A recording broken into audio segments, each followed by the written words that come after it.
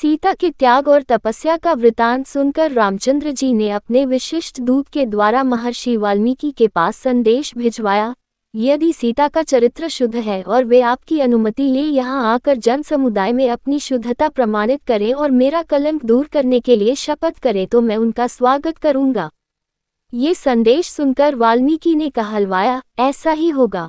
सीता वही करेंगी जो श्री राम चाहेंगे, क्योंकि पति स्त्री के लिए परमात्मा होता है।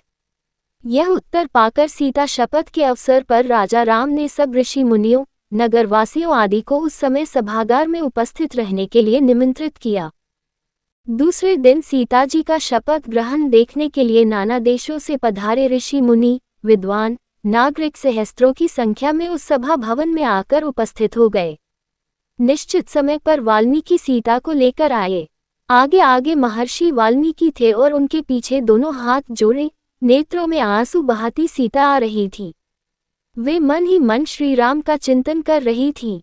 उस समय महर्षि के पीछे आती हुई सीता इस प्रकार जान पड़ती थी मानो सृष्टिकर्ता ब्रह्मा जी के पीछे श्रुति चली आ रही हो। काषाय वस्त्रधारिणी सीता की दीनहीन दशा देखकर वहां उपस्थित सभी लोगों का हृदय दुख से भर आया और वे शोक से विकल हो आंसू बहाने लगे। वाल्मीकि बोले, श्री राम, मैं तुम्हें विश्वास दिलाता हूँ कि सीता पवित्र और सती है। कुश और लव आपके ही पुत्र हैं। मैं कभी मिथ्या भाषण नहीं करता। यदि मेरा कथन मिथ्या हो तो मेरी संपूर्ण तपस्या निष्फल हो जाए। मेरी इस साक्षी के बाद सीता स्वयं शपथपूर्वक आपको अपनी निर्दोषिता का आश्वासन देंगी।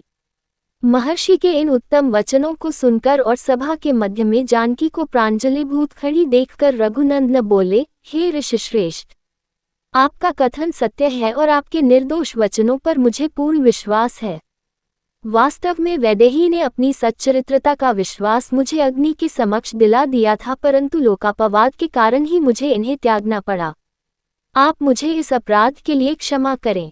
तत्पश्चात श्री राम सभी ऋषि मुनियों, देवताओं और उपस्थित जनसमूह को लक्ष्य करके बोले, हे मुनि एवं विज्ञजनों, मुझे महर्षि वाल्मीकि जी के कथन पर पूर्ण विश्वास है, परंतु यदि सीता स्वयं सबके समक्ष अपनी शुद्धता का पूर्ण विश्वास दे तो मुझे प्रसन्नता होगी।